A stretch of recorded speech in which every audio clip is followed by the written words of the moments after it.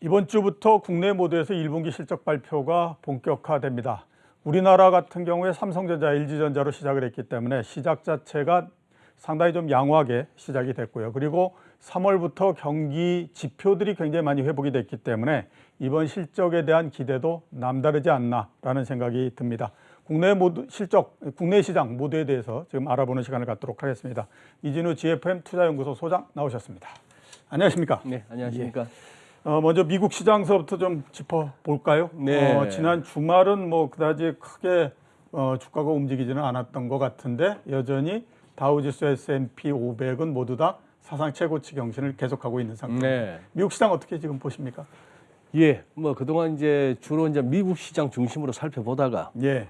오늘은 방송 준비하면서 글로벌 시장 전체적으로 한번 한번 훑어봤습니다. 예, 좋은 일이죠. 예, 훑어봤더니만 그동안에 그냥 우리 편안하게 그냥 미국만 좋아 요즘 이랬더니만 그것도 아니더라고요. 유럽은 더 좋습니다. 그렇더라고요. 예. 예. 지금 한번 보시면은 지금 이제 차트 시작 시점을 작년 10월 말쯤으로 했습니다. 10월 말부터 해서 우리도 11월에 외국인들 중심으로 해서 한번 바짝 당기면서 한 달 동안은 뭐 지수를 급등을 시켰는데 S&P 500 지금 이런 흐름입니다.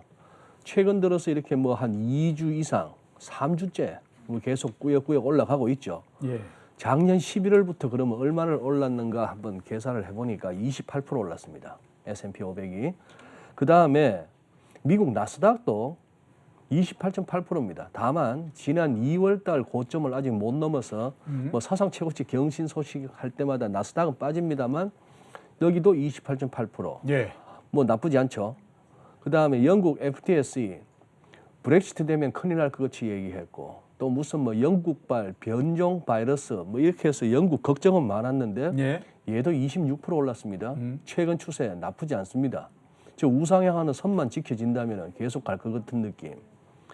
일본도 니케이가 참 급하게 오르다가 최근 들어서 약간 지지부진해서 나스닥처럼 조금 저런 양상은 보입니다만 29% 넘게 올랐으니까 못할 거 없죠. 예. 예, 이거는 뭐 지난 주말 계속 뉴스에 나왔던 스가 총리하고 바이든 대통령의 정상회담 모습입니다. 다만 여기서 한번 그 얼핏 지나가는 말로 바이든 대통령이 업커밍 팬데믹 또 팬데믹이 또 하나 오고 있다 해갖고 좀 기분이 안 좋아요. 이분이 저 2019년 10월 달에 한번 팬데믹이 온다 이 소리 했거든요. 예, 그렇죠. 그 팬데믹 했던 건 2020년 2월 3월부터인데 뭘 알고 그때 얘기했는데 근데 좀 찝찝하게 또 업커밍 팬데믹 갖다가 슬쩍 지나가는 말로 했습니다. 뭘 알고 하는 얘기인지. 다만 중국이 좀 이렇죠. 예, 그렇죠. 중국이. 예, 중국이 이런 상황이고 아직도 저 200일선을 갖다가 무슨 저 옛날 전래 동화에 하늘에서 내리는 동화줄 붙들듯이 저기 지금 기대고 있고요. 우리 코스닥 28.9%입니다. 예. 코스닥은 볼린저 밴드를 씌워봤더니만 살짝 올라섭니다. 그래 지금 조금 이제 최근 들어서 약간 과열 양상은 보인다는 것이죠. 우리 코스피는요 41.2%입니다. 사상 가장 높은 상승을 어떤 주식시장보다 예, 세계 증시 어디를 보더라도 작년 11월 이후 뭐 제일 좋은 그런 흐름이고 지금 여기다가 볼린저를 한번 씌워보니까 그렇다고 무슨 최근 흐름은 그렇게 뭐 걱정스러울 정도로 과열도 아니고 예. 차분하게 올라가는 그런 양상이라서 과연 미국만 좋다라고도 할 수 없는 다들 서로 어깨를 갖다가 나란히 해서 눈치 보면서 마치 그 마라톤 장거리 예. 마라톤을 뛰면서 처음에 왜 뭐 서로 이렇게 그렇죠. 보조로 맞추며 가잖아요. 페이스를 누가 먼저 나가는 거 없이 그냥. 네, 약간 그런 양상을 느낍니다. 그야말로 골디락스네요. 예. 천천히 계속해서 지금 상승을 하고 예. 있는 그런 예. 상태인 거죠. 예. 알겠습니다. 두 번째로 한번 좀 여쭤봐야 될 게 기업 실적과 관련한 부분입니다. 미국의 그 테슬라를 비롯한 여러 빅테크 기업들의 이제 기업 실적이 나올 걸로 네. 이제 그렇게 이게 예정이 돼 있는데 지금 기업 실적이 괜찮을 거다라고 하는 예상들이 굉장히 많거든요. 예. 실적에 대해서는 지금 어떻게 보십니까? 뭐 월가에서 언제부턴가 실적을 갖다가 이른바 애널리스트들의 기업 실적 예상치를 약간 보수적으로 살짝 낮게 잡았다가 예. 실제 실적 나오면은 시장 예상치보다 좋아요. 뭐 이런 식의 흐름으로 주식을 갖다가 주가를 계속 끌어올려 왔던 그런 흐름은 몇 년째 됩니다. 예. 몇 년 되는데 지금 최근에 나왔던 뭐 지난번 은행주 같은 것도 나쁘지는 않았죠. 예, 그렇죠. 예, 실적보다는 예상보다는 나쁘지 않게 나왔고 해서 다들 이제 적절하게 이제 예상보다는 그래도 잘 나오는 이제 가이던스보다 그걸 따라서 이제 그거죠. 이제 여전히 이제 시장에 돈이 갈 곳이 없다 하는 것이고 차트를 갖다 못 보여드립니다만 재밌는 그림이 하나 있었는데 예. 저기 미국 4대 대형 은행들의 그 뭐랄까요 밸런스 시트 전반적인 어떤 예금은 확 느는데 예. 대출은 이렇게 그냥 정체하고 있는 정체하고 있는. 네, 예. 그 그래프가 제로헤지에서는 뭔가 문제가 생긴 것처럼 이렇게 헤드라인을 달았습니다만 그 자체가 보면 어떻게 보면은 은행들이 지금 할 게 뭐 국채 사고 주식 사고 뭘 이런 거 말고는 할 게 없다는 말도 되고요 아직까지. 예. 그런데 요거 S&P 500도 한번 볼린저 밴드를 한번 씌워봤습니다. 왜 자꾸 요즘 들어서 볼린저 밴드를 갖다가 자꾸 차트에다가 덧입혀 보는가 하면은 좀 아슬아슬한 국면에 왔으니까. 예, 굉장히 아무튼 뭐 최근에. 그래서 상단을 혹시 벗어나는 정도의 과열인가 이런 걸 갖다 자꾸 체크하기 위해서 한번 해보는데 S&P 500도 주간 차트가 이렇게 기울기가 가팔라지면서 밴드 상단을 벗어나고 있습니다. 예. 벗어나고 있다는 얘기는 시장이 아주 뭐 뜨겁게 갈 수도 있겠지만 또 가장 이걸 갖다가 이 볼린저 밴드를 갖다가 씌워보는 제일 큰 이유는 혹시 그렇다면은 좀 조심하자는 차원에서 우리가 이 기법을 쓰는 거니까요. 그렇다면은 좀 다시 밴드 안으로 들어와 줘야 되는 게 시장 속성 아닌가 싶은데 지금 미국 장이 진짜 얼마나 뜨거운가 하는 것을 또 이 차트에서 또 한번 확인합니다. 예. 지난번 팬데믹 때의 낙폭 여기에 대해서 1.618배 같으면 이거는 어지간한 알고리즘이 다 입력돼 있거나 주목할 만한 기술적 저항 구간인데 예. 4,135라운드 여기를 갖다가 뭐 넉넉하게 지금 한 60포인트 이상 올라서고 있으니까요. 그러니 지금 이게 참 시장이 강하긴 강하다 하는 건데 다만 이제 조금 이제 위클리 차트에서도 기술적 지표들은 어느 정도 조금은 이제 과매수를 갖다가 우려할 만한 그런 레벨에 오긴 왔습니다. 예. 왔는데 이게 이제 도와주는 거죠. 그동안 국채 수익률 하다가 국채 수익률이 이제 좀 몇 주째 꺾여주니까 근데 요걸 갖다 이제 요거 실적과 더불어서 요것도 한번 봐주셔야 될 것 같은데 이 61선에서 지금 요 공방이 한 며칠째 이어지고 있습니다. 5, 20, 60인데 61선. 그러니 저게 이제 과연 그동안에 어느 정도 이 국면은 이렇게 보시면 될 것 같아요. 새해 들어서 이렇게 가파르게 미국채 수익이 올랐다. 저 엄청나게 큰 시장에 그 숱한 플레이어들이 아마 대부분 금리 상승 쪽에 배팅을 했을 거라고 봅니다. 그렇죠. 예, 예, 예. 경기 좋아진다죠. 예. 그 물가 높아진다죠. 예, 물가 높아질 것 같죠. 인플레 올 것 같죠. 거기다 뭐 국채 엄청나게 찍어낸다 그러죠. 예. 뭐 이러니까 모두가 어떤 방식을 택했건 간에 금리가 오르는 쪽으로 베팅을 했다가 그것이 어느 정도 그런 부분들이 다 선반영된 가운데 최근 들어서 계속 지표도 좋게 나오고 인플레도 뭐 전년 대비 높게 나오고 하는데 금리가 더 안 오르니 이 친구들이 깜짝 놀라는 거죠. 예. 그러면 결국 뭐 플레이어들 입장에서는 다 왔나? 먹기도 충분히 먹었고 예. 안 가면 접어야지 예, 예. 하는 차원에서 국채 숏 세력들이 숏 커버링 나오면서 국채 다시 산다 이런 식으로밖에는 해석할 수 없는 예. 그리고 또 일본계 자금들이 다시 또 들어온다 이런 상황인데 금리가 저렇게 멈춰주니까 그거 한데 문제는 요것입니다. 테슬라 같은 경우가 테슬라가 지금 얘도 보면은 그동안 이 하락폭에 대해서 기술적으로만 접근하자면 이번 반등에서 61.8%는 찍긴 찍었습니다. 예. 그래서 이제 이거보다 최근에 봤던 고점을 갖다 확 올라서줘야 이게 조정 끝 다시 상승 재개고 아니면 최근에 봤던 이 고점을 못 올랐으면은 아직은 이 하락 조정에 대한 반등 나오고 아직 한 번 더 남았어가 가능한데요. 예. 그래서 테슬라는 아마 이 선을 지켜주는가가 굉장히 중요할 것 같습니다. 향후 몇 주에 걸쳐서. 근데 걱정은 언제부턴가 얘가 지금 비트코인하고 같이 가더라고요. 모양이 그렇네요. 예, 예. 그러니까 뭐 이거는 이제 큰 길게 살폈을 때 흐름인데 최근 들어서는 거의 보면은 비트코인 오르는 날 테슬라도 오르고. 비트코인 좀 밀리는 날은 테슬라도 밀리고 예. 하는 그런 상황이 돼서 오히려 이제 그동안의 국채 수익률 실적 지표 보다가 이제는 코인 시장도 좀 같이 쳐다봐야 되는 상황 아닌가 싶기도 예. 합니다. 생각하면 참 주가 판단하기 여러 가지로 복잡해졌다라는 생각이 네, 듭니다. 맞습니다. 그러니까 뭐 테슬라 주가 하나 보는 데에 전기차 전망이나 이런 것뿐만 아니라 지금은 뭐 비트코인도 봐야 되는 게 상태고 우리나라 주식시장도 보면 네. 얼마 전까지만 하더라도 미국 시장 뭐 이렇게 가다가 지금은 또 중국 시장 이렇게 보는데 네. 그래서 최근에 주가가 올라가기는 하지만 속도가 빨리 나지 않고 이 미국이나 유럽 시장에 비해서 좀 그 만족스럽지 못하다. 네. 왜 그러냐? 뭐 이렇게 얘기 들어보면 네. 중국 시장이 떨어지고 있기 때문이다. 이런 얘기들 많이 합니다. 그래서 참 복잡하다라는 생각이 드는데 자 이게 그 좀 전에 비트코인 말씀을 하셨는데요. 제가 네. 어제 하루 내내 비트코인 가격 어떻게 되는지 굉장히 관심 있게 많이 지켜봤습니다. 왜냐하면 어제 굉장히 많이 하락을 했어요. 네. 그러니까 많이 올라갔을 때에 한 64,000불 정도까지 올라갔다가 어제 장중에 보면 51,000불까지 예, 한꺼번에 막 맞습니다. 떨어집니다. 예. 그리고 지금은 한 56,000, 56,000-7,000불 사이를 예, 지금 예. 왔다 갔다 하고 있는 그런 상태인데 비트코인을 포함해서 코인 시장에서 어제 갑자기 어떤 일이 벌어진 겁니까? 어제 뭐 한꺼번에 겹쳤죠. 예. 세 가지 요인 같은데 첫째는 이제 미국 재무부에서 비트코인 요거 뭐 약간 불법 행위, 뭐 예. 자금 세탁 이런 얘기가 나왔고 아까도 우리 저 단신으로 나오지 않습니까? 우리 국내 감독 당국에서도 지금 이제 비트코인을 한번 좀 단속하겠다는 예, 예. 그런 얘기가 나왔고요. 그게 나왔고 그 다음에 코인베이스 이 친구들이 상장시켜서 그렇게 비싸게 사줬더니만 이 친구들 막 팔고 있나 봐요. 예.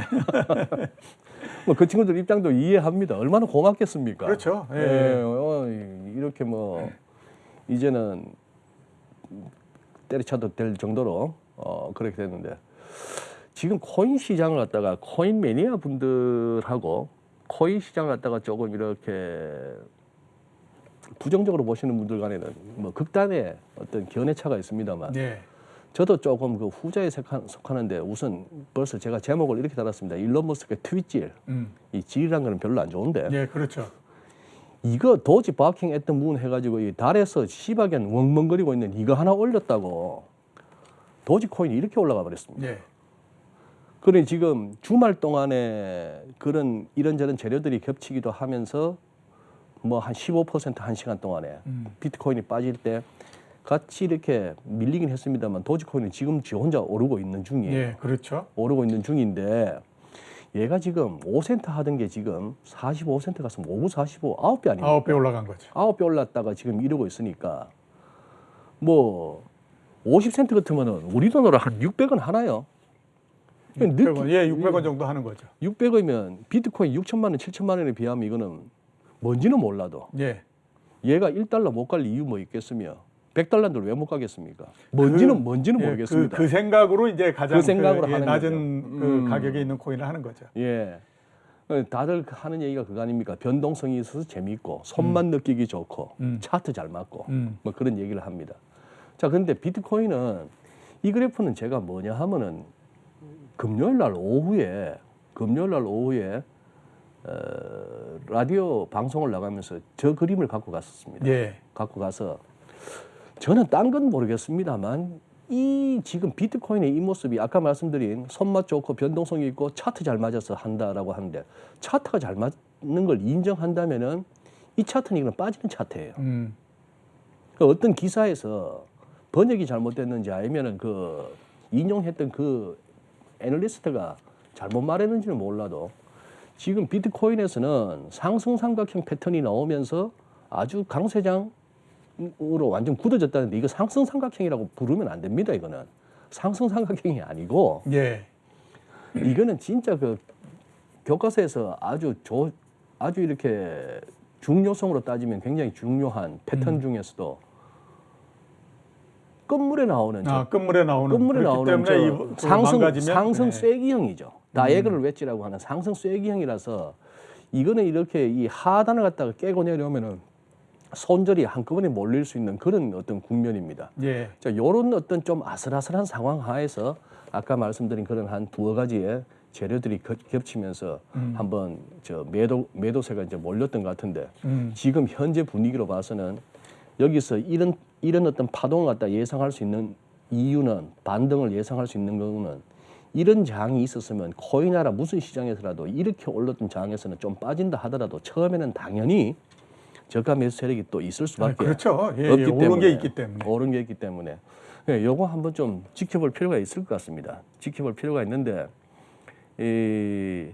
그냥 오늘은 요 정도 한번 화두만 던지고 우리 시청자 여러분들도 한번 생각을 한번 해보시죠. 예, 알겠습니다. 이런 말을 한번 들었던 겁니다. 이런 말을 듣고 한번 여러분들한테 한번 옮겨봅니다. 예, 달러가 엄청나게 풀렸는데 그렇죠.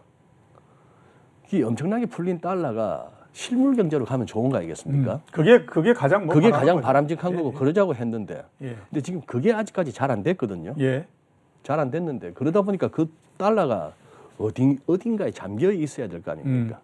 주식에 잠겨 있고 예. 잠겨져 있고 코인에도 잠겨 있고. 부동산에도 예, 그것도 안 되니까 코인에까지 잠겨 있는 거죠. 음, 지금 우리가 코인 거래 대금이 코스피를 뭐 능가하는 날이 왕왕 생길 정도 예, 이런 상황입니다. 그래서 오히려 일각에서 아주 역설이 나오는 거죠. 최근에 미국채 수익률의 흐름도 역설적이지만 진짜 실물 경제로 돈들이 이렇게 스며들면서 경기가 진짜 제대로 살아날 것 같으면은 주가도 빠지고 코인도 빠지고 뭐 이런 거 아니야? 이게 실물적으로 그 돈이 계속 넘어가 버리니까. 뭐 예, 그런 얘기도 있는데 한번 좀 이렇게 곱씹어 볼 만한 그런 얘기 같습니다. 이런 얘기들이 저 홍콩이나 싱가포르의 저 선수들 사이에 좀 돌고 있나 보더라고요. 예, 예. 알겠습니다. 원래 그 환율을 예측하시는 분들이 기술적 분석을 많이 씁니다. 왜 그러냐 그랬더니 환율이 너무 복잡하기 때문에 이 기술적 분석 외에는 별달리 분석할 수 있는 틀이 없다라는 얘기를 굉장히 많이 하더라고요. 예. 코인도 마찬가지 아닌가라는 생각이 듭니다. 지금에서 코인을 뭘로 분석을 할 수 있겠습니까? 뭘로 분석하겠습니까? 뭐 펀드멘탈이 있어서 그걸 분석할 수 있는 것도 아니고 그러니까 결국 가격이 움직이는 걸 보고 가격을 그냥 예측하는 네. 거 외에는 방법이 없는 게 네. 아닌가라는 생각이 들고 그런 면에서 소장님이 말씀하셨던 걸 한 번 정도 좀 생각해 볼 필요가 있지 않나라는 생각이 듭니다. 자, 그 환율 보고서 나왔습니다. 미국에 예, 예. 바이든 행정부 들고 처음 나온 건데요. 우리나라가 계속 관찰 대상국으로 지금 예. 돼 있습니다. 예. 환율 보고서 보시면서 어떠시고 그다음에 환율 전망은 어떻게 지금 하십니까? 일단 환율 보고서 이번에 재밌었습니다. 예. 이 표 한번 보시죠. 지금 이 표 보시면은 이게 지금 미국이 제시하는 조건 세 가지 아닙니까? 예.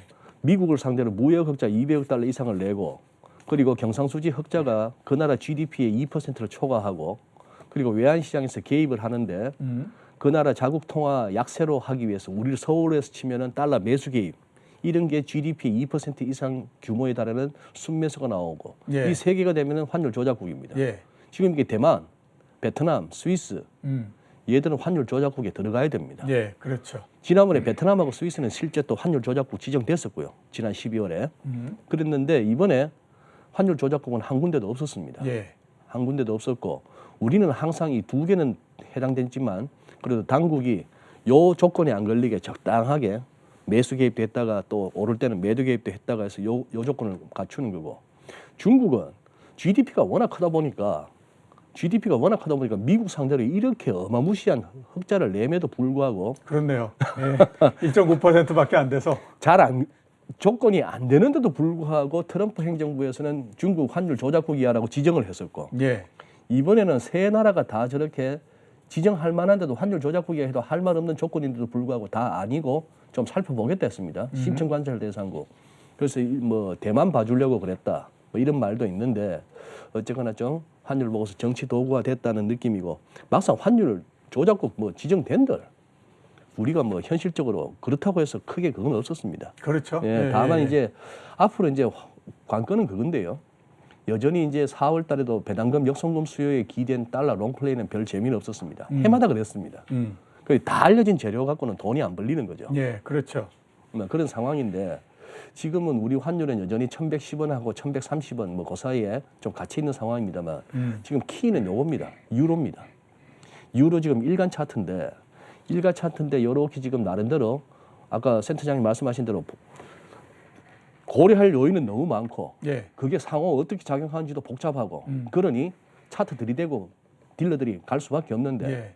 지금 보면은 유로가 여기서 이제 이 우하향하는 이 선을 열고 가면 즉 1유로당 1.2달러가 딱 확실하게 올랐으면은 이거는 유로 강세가 좀 추세로 굳어질 가능성이 큽니다. 예.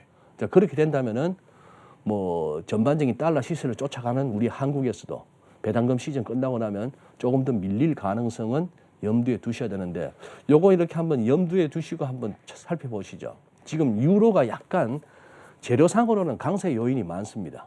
그런데 워낙 시장이 다들 발빠르게 움직이니까 그거 이미 반영해서 벌써 이만큼 왔다라고도 볼 수 있었어. 예. 그냥 시장에 진짜 가는 방향을 보고 쫓아갈 수밖에 없는 그런 국면입니다. 예, 알겠습니다. 예, 오늘 나와주셔서 대단히 감사합니다. 예, 고맙습니다. 예, 지금까지 이진우 GFM 투자연구소 소장이었습니다.